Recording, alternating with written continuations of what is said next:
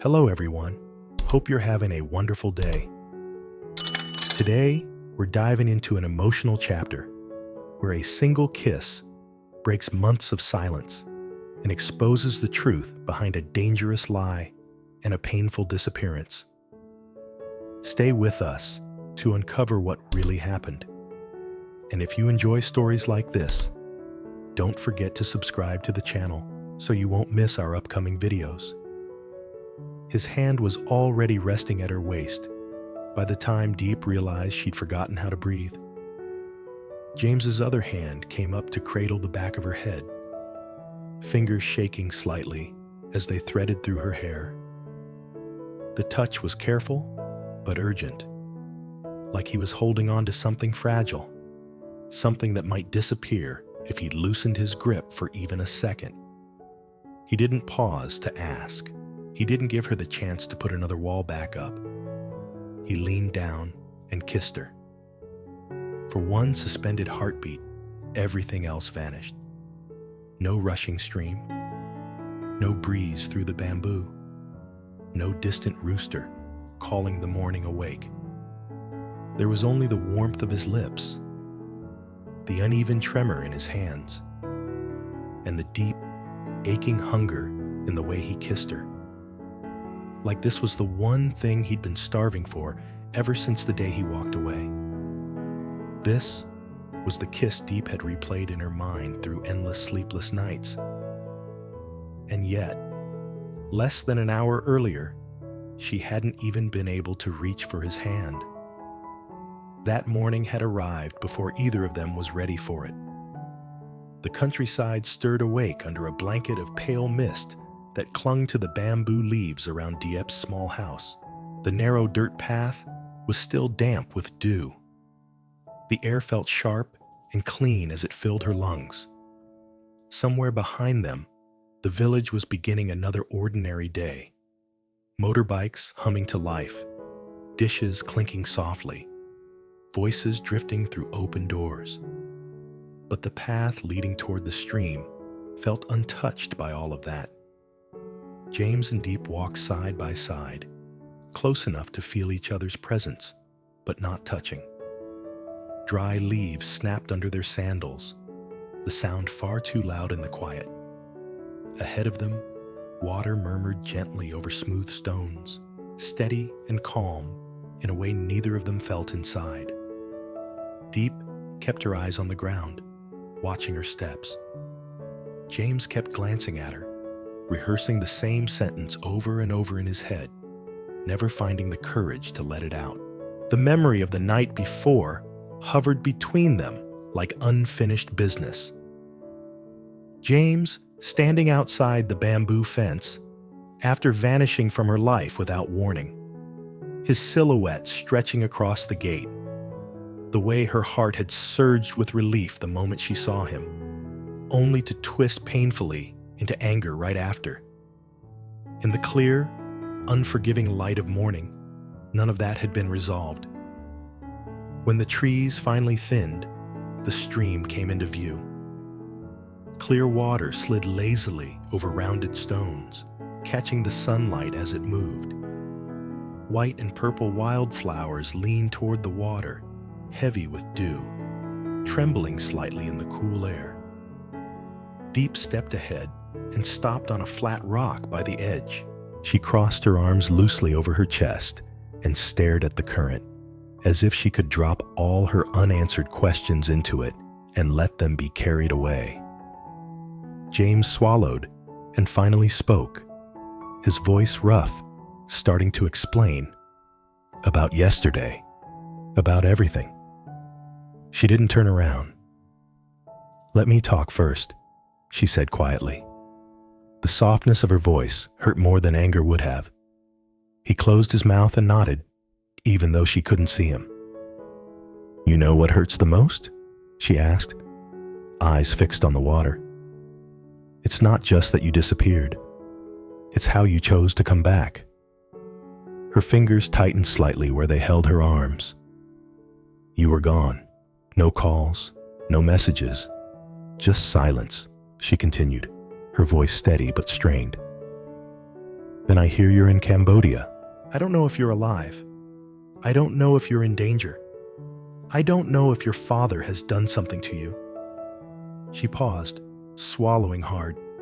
There was nothing, just rumors and guesses. She blinked, fighting the burn in her eyes. "And then one day, I find out you're back in Vietnam, in the same country, under the same sky," she said, her breath beginning to shake. "And I don't hear it from you. I hear it from someone else." James felt the words hit him like a physical blow. "I had reasons," he said weakly. She turned slowly to face him. The pain in her eyes stopped him cold. "That's exactly the problem," she said. "You always have reasons, James. Reasons to disappear. Reasons not to call. Reasons to keep me away from the hardest parts of your life." She wasn't yelling. She didn't need to. Every word landed with painful precision. "Do you know what my days were like while you were being reasonable?" She stepped closer, close enough for him to see the faint redness around her eyes, the shadows left behind by too many sleepless nights. "Every morning, I woke up wondering if you were still alive," she said. "Wondering if your father had hurt you. Wondering if you were trapped somewhere and needed help. And I didn't even know." Her voice cracked. "Because the one person who could have told me anything chose to tell me nothing. I didn't want you dragged into it," he said hoarsely. "I didn't want you to be scared." A small, bitter laugh escaped her. "I was already scared, every single day." The silence that followed felt heavier than the mist around them. "We promised each other," Diep went on, her voice trembling now. "We said that if we stayed together, we'd share everything, you and me against whatever came next. No more secrets, no more disappearing, no more 'I'll handle it alone.'" She drew in a shaky breath. "You came back to Vietnam, James. Back here, close enough that you could have walked down this path any day and knocked on my door." Her eyes burned as she looked at him. "And you still chose silence. Do you know how small that makes me feel?" He opened his mouth, then closed it again. There was nothing he could say that wouldn't sound like another excuse. "You make your choices alone," she whispered.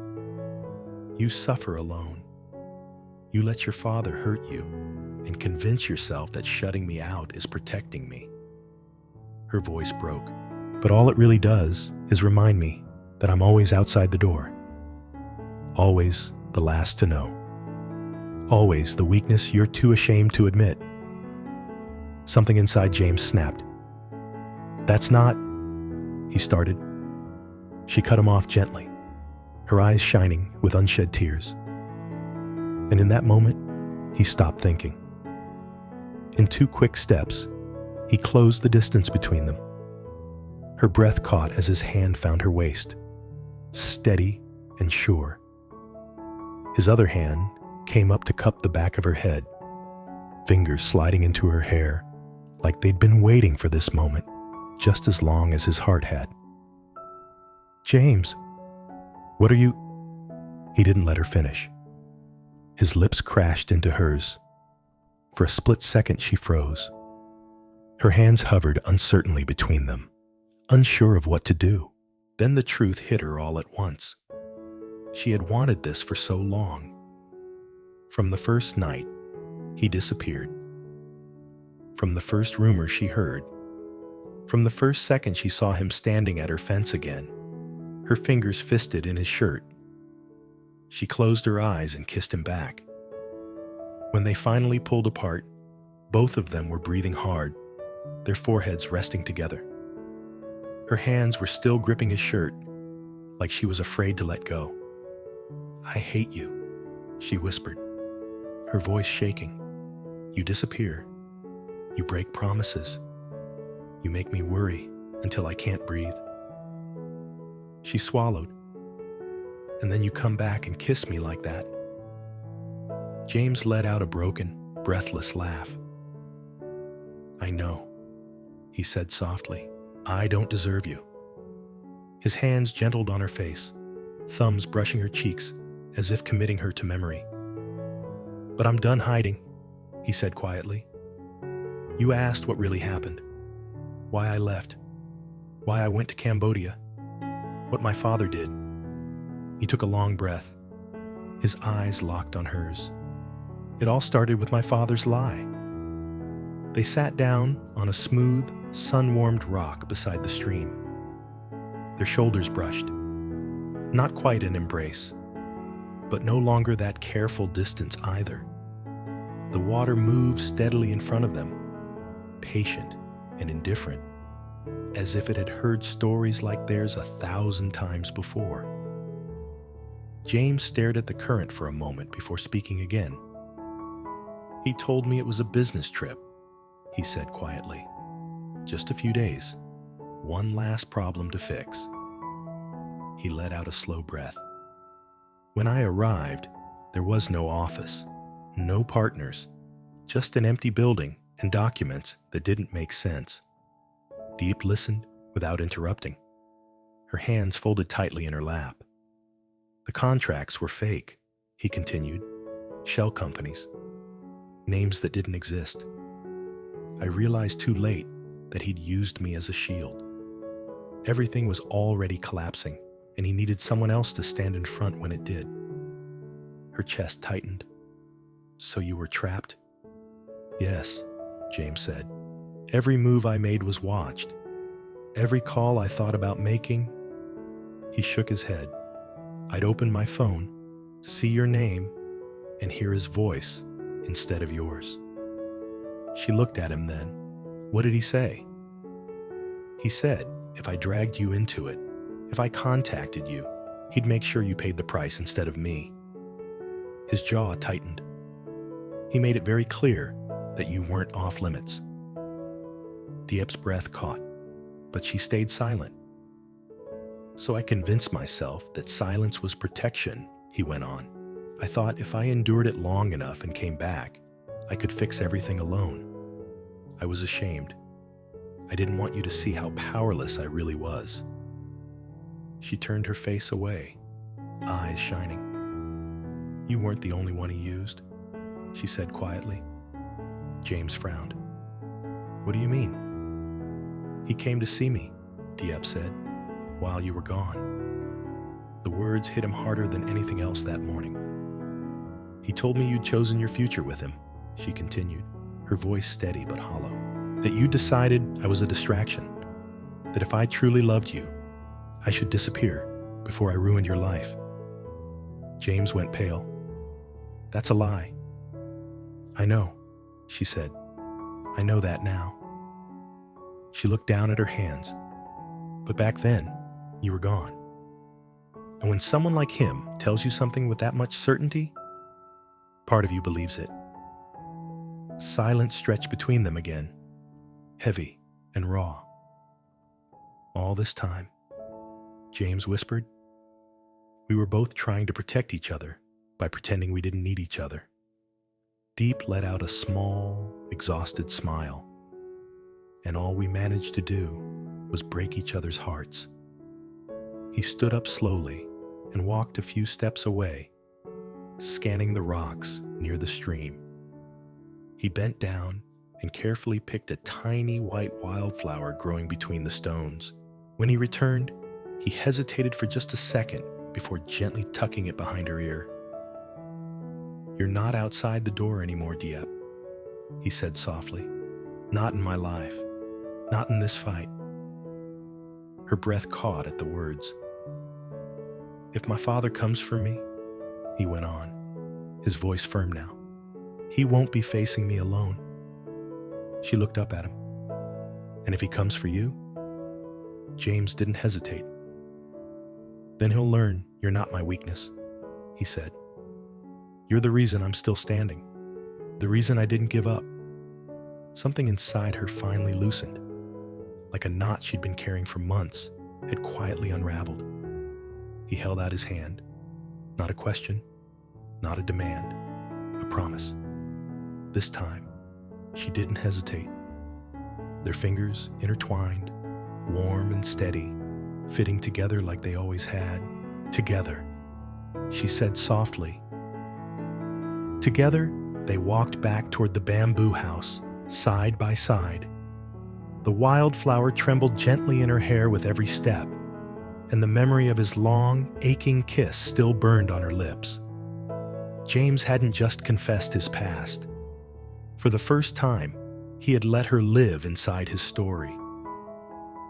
After months of silence and unanswered questions, Diep finally confronts James by a quiet stream near her bamboo house. What begins as restrained distance quickly turns into raw honesty as Diep reveals the pain of being left behind, afraid, uninformed, and pushed outside the life they once promised to share. Overwhelmed by guilt and longing, James breaks down the walls between them with a desperate kiss, confessing the truth behind his disappearance. He reveals how his father's lies, manipulation, and threats forced him into isolation, believing silence was the only way to protect her. Diep, in turn, admits she was also targeted and deceived. Together, they realize they were both trying to protect each other while slowly breaking apart. By the end, James makes a vow. No more hiding, no more fighting alone, only facing the future together.